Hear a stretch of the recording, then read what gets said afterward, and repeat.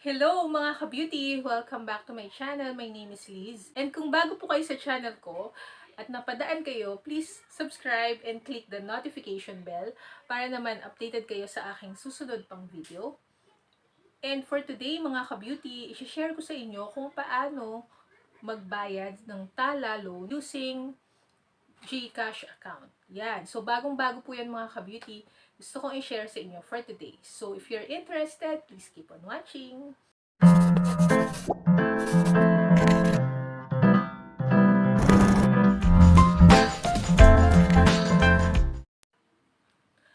So, yun na nga mga ka-beauty. Money matters naman tayo for today.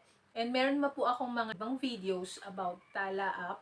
It's a TALA loan app na pwede kang mag-loan in just 5 minutes. So, may mga video po ako na yon na ilalagay ko po dyan yung link kung gusto nyo po din siyang i-check.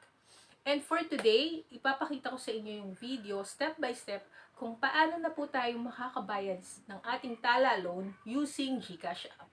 So, let's now go to the video.